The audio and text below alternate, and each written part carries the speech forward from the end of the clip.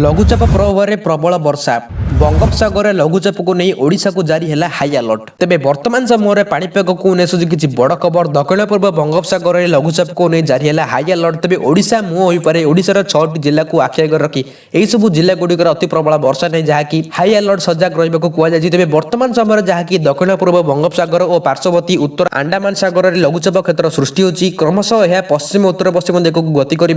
आसंता 12 ରୁ 13 घंटा मध्य यह जहाँकि दक्षिण बंगोपसागर में अवत रूप ने संभावना रही किसी भारतीय पाणीपाग सूचना करी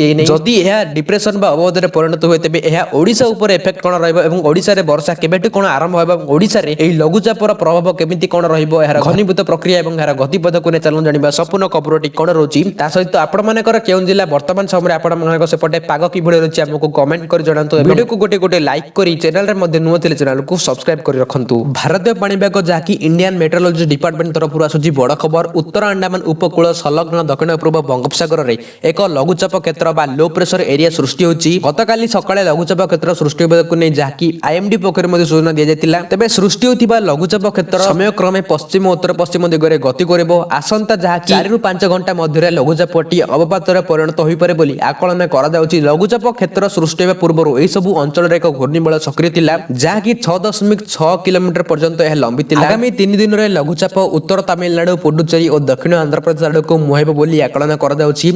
प्रभाव में 21 तारिख में दक्षिण ओडिशार किसी किसी जिले में वर्षा हो पारे गंजाम गजपति कंधमाल रायगड़ा मालकानगिरी कोरापुट जिले में यही सब जिला गुड़िकर अति प्रबल वर्षा होगा येलो वार्निंग जारी कर सहित यह जिला लगी रही जिला गुड़िक सहित उपकूलवर्ती ओडिशार जहाँकि जिला गुड़िकर पाग मेघुआ रहा सहित किसी किसी जगह हालुका वर्षा हो पारे जदि लघुचापटी अवपत रूप ने डीप डिप्रेशन जहाँकि बात्यार पूर्वावस्था रूप धारण करे तेज यार प्रभाव आहरी इंटेंसिफाई कि यार प्रभाव आहरी अधिक तीव्रता हो पारे।